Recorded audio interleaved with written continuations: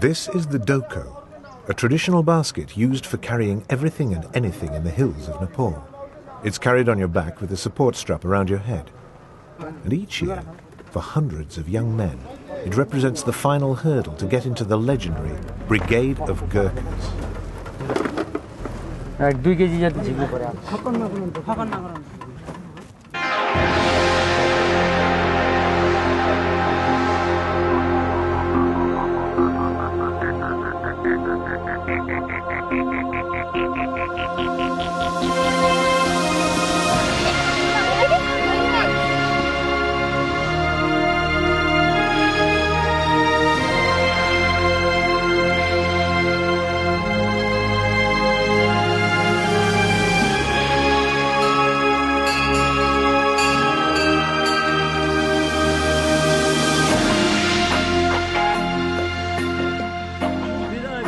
The doko race is a 4-kilometer run with 35 kilograms on your back. Time allowed, just 35 minutes. 1 minute under, you're in. 1 minute over, well, it's a long walk home.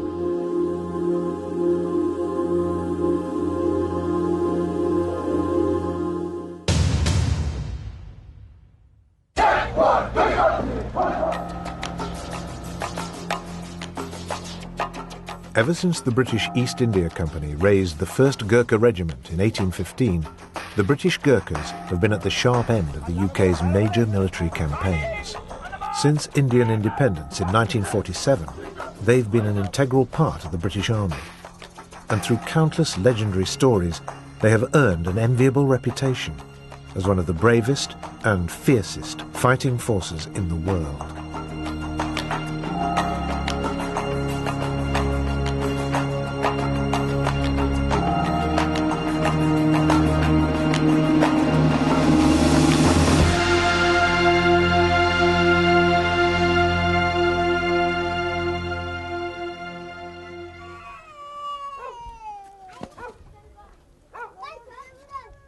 Recruiting in Nepal is conducted under a tripartite agreement, and it's this agreement, signed in 1947 by the governments of Nepal, India and UK, that outlines the unique terms and conditions under which all Gurkhas serve. It also enables the recruitment of the young men of Nepal into the British Army, where they subsequently serve worldwide and eventually retire back to Nepal as respected members of Nepalese society.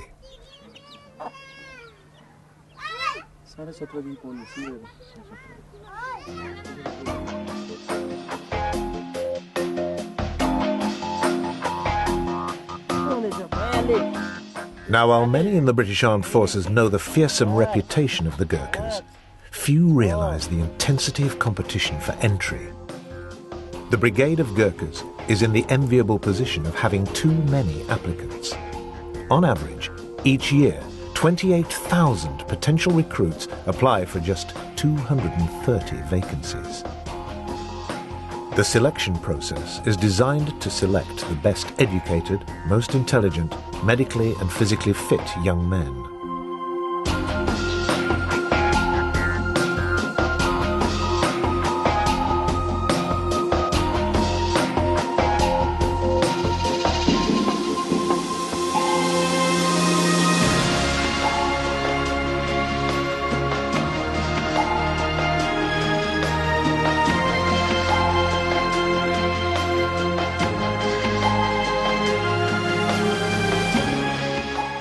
Competition is fierce, the tests are stringent, and many will leave disappointed.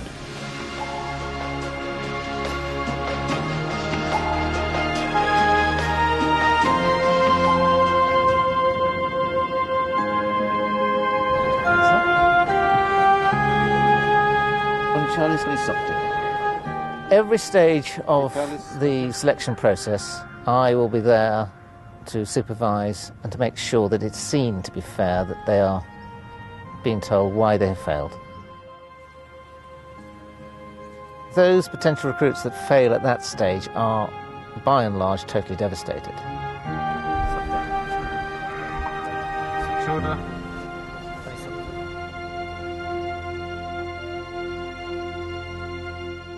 They are shaken, shocked, some are in tears.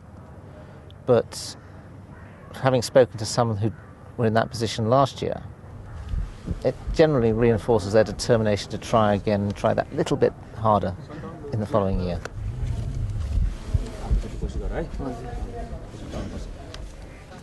At that stage, any and all of them would make very good soldiers, but we just don't have the vacancies in the British Army, so we have to draw a line.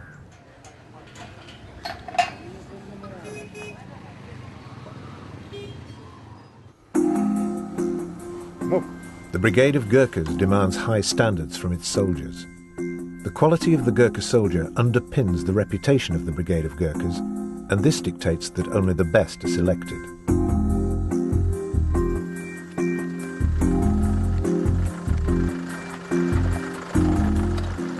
The quality of the recruits that the British Brigade of Gurkhas presently looks for is the highest.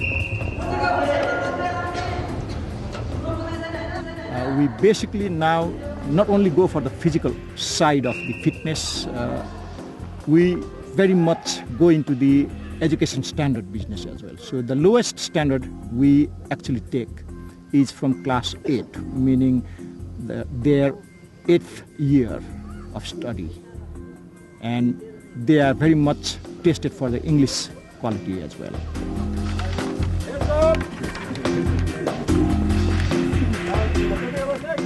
Lots of the boys who come here as potential recruits have been educated at boarding school and will have done as much education, if not more, than some of the infantry soldiers coming in from Britain. After 16, school becomes voluntary, but stays free until they are 18. 748, just like to start. So I think in the future you're going to see Gurkhas who have a much higher level of English, much better communication skills, and therefore can work much easier alongside their British counterparts.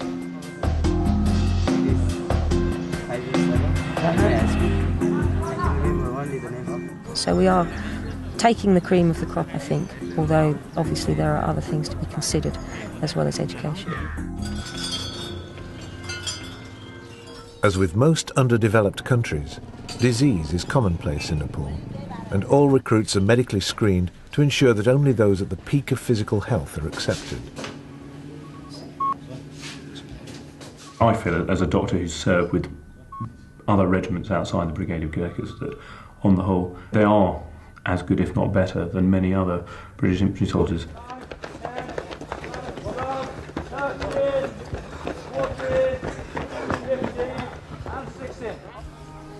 I'd say that these guys are very tough. They have been brought up in a hard existence and they're naturally very determined to do their best whilst they're in the army.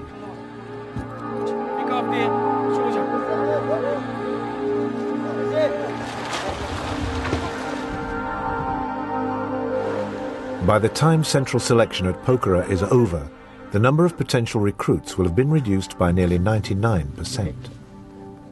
Those who remain have a right to be proud, as, with their families watching, they swear an oath of allegiance to the Crown and prepare to start their new life in the British Army.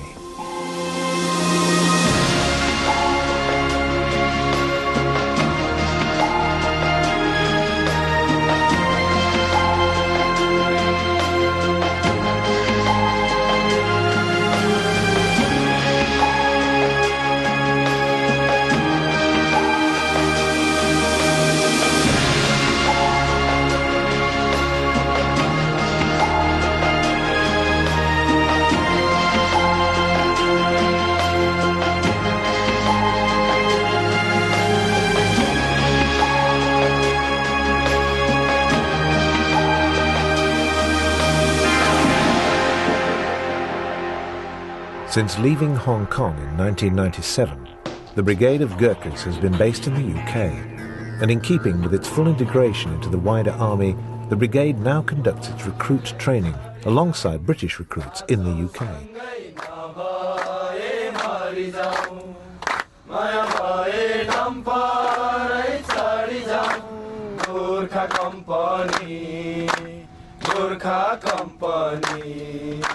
For the new recruits, the move from Kathmandu to Catterick signifies the start of a complete change of lifestyle and culture as they embark on their career in the British Army.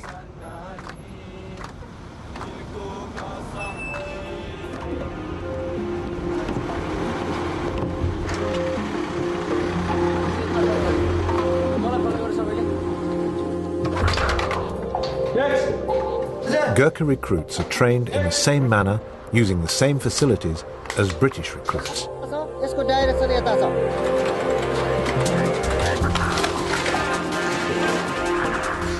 As a result of those stringent selection processes conducted in Nepal, Gurkha recruits generally have a zero wastage rate during training.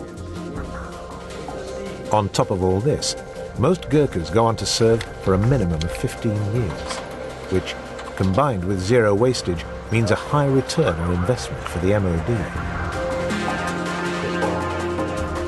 In order to complete the cultural transition, all Gurkhas spend a little longer in Catterick than British recruits. This allows them to receive English language training and to adopt the corporate identity of the Brigade of Gurkhas.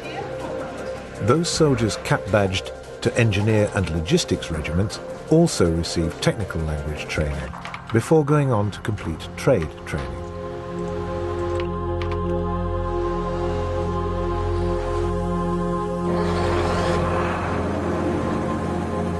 So what do Gurkhas do in today's army?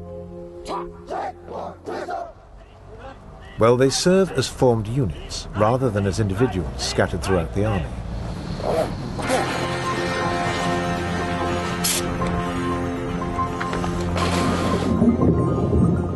In addition to serving in engineer, signals and logistics regiments, there are 2 battalions of Royal Gurkha Rifles, one in Shorncliffe.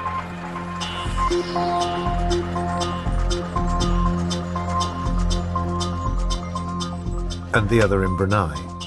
Incidentally, the only unit in the British Army in full-time jungle training.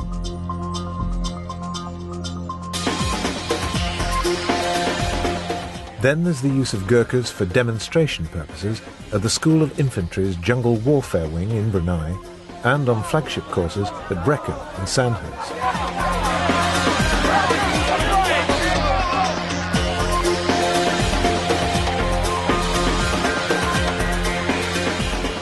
Gurkhas can serve worldwide. Recently, they've been in Bosnia, Kosovo, Afghanistan and Sierra Leone. Since September the 11th, we've been enormously busy, and I've had soldiers deployed in America, in Afghanistan, in Macedonia, in India, in Bangladesh, indeed all over the world on operations.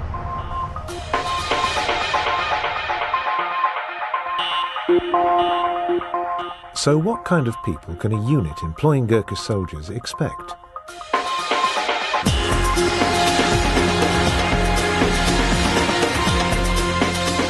Well, they'll find Gurkhas exceptionally fit, loyal and committed, the result of having had to work hard to get as far as they have done. More importantly, when the chips are down, Gurkhas have proven time and time again to be some of the fiercest fighters in the world.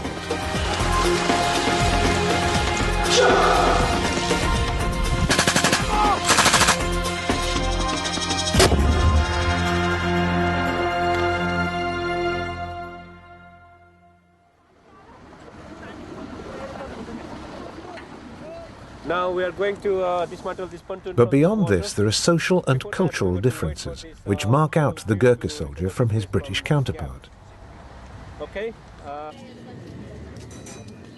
Nepal is often referred to as the Hindu kingdom. In fact, it is a country of immense cultural and religious diversity. The majority of religions include Hinduism and Buddhism, but there are many others which are equally tolerated, including Islam and Christianity.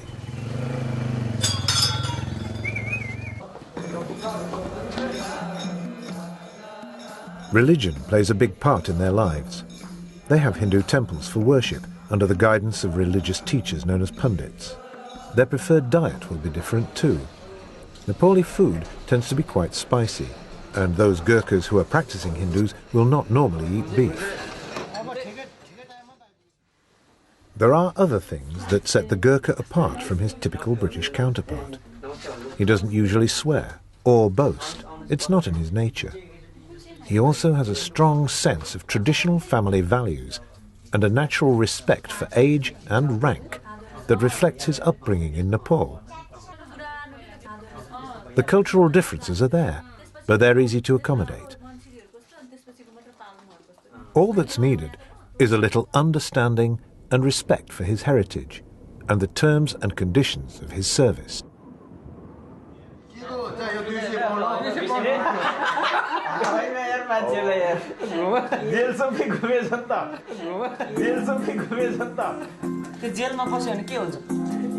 The tripartite agreement lays down the framework for the unique terms and conditions under which all Gurkha soldiers serve. For instance, there's a widespread misconception within the wider army and the general public that Gurkha pay is substantially less than that received by British soldiers, and this is simply not true. Their basic pay is based on Indian Army rates of pay. Against this, they receive a cost of living allowance that brings their net take-home pay to the same level as that of an equivalent British serviceman.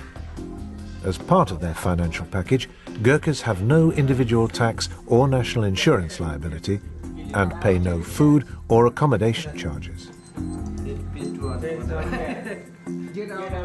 Gurkhas are also entitled to take all the traditional British holidays. In addition, the tripartite agreement makes special provision for them to take leave on the main Hindu festivals of Dashain and Tihar, as well as other Nepalese public holidays.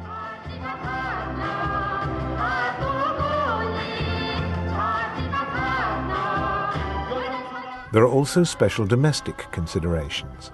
11 days line leave on the birth of a child, and to enable them to retain their social and cultural links with Nepal, they receive 5 months leave with free air travel after each period of 3 years' service.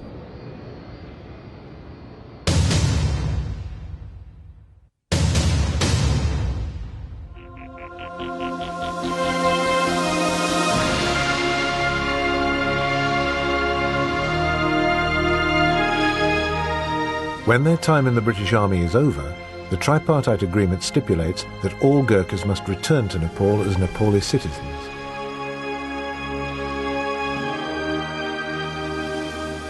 The Brigade of Gurkhas goes to great lengths to ensure that Gurkha reintegration into Nepalese society is as smooth as possible. Prior to final discharge from the army, all Gurkhas receive the same resettlement package as British soldiers in the UK, and also attend a reorientation course in Kathmandu.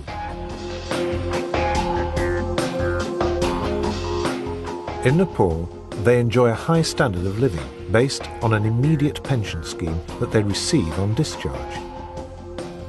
The pension that a Gurkha receives is calculated to give him a comfortable standard of living in Nepal and is comparable to salaries earned by Nepalese professionals, such as doctors, bank managers and senior civil servants.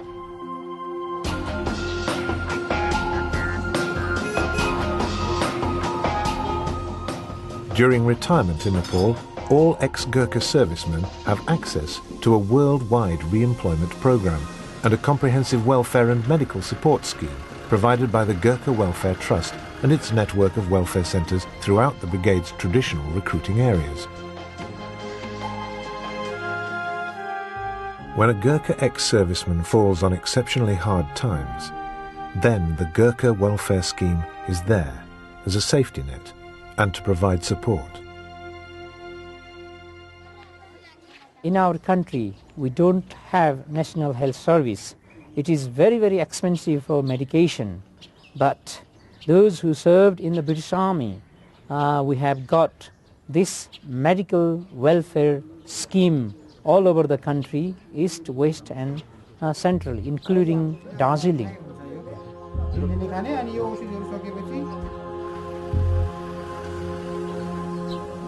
The facilities provided by the scheme go a long way to improving the overall infrastructure of the Gurkha homeland, a land that has provided some of the world's finest soldiers.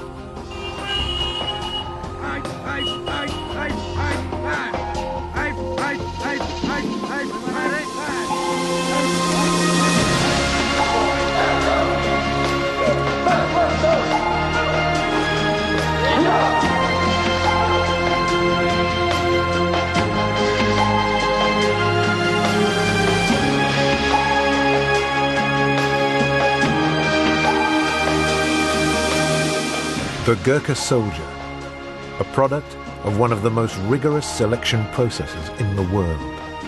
A man who is proud to serve the Crown and, as an integral part of the British Army, is a direct contributor to its operational capability.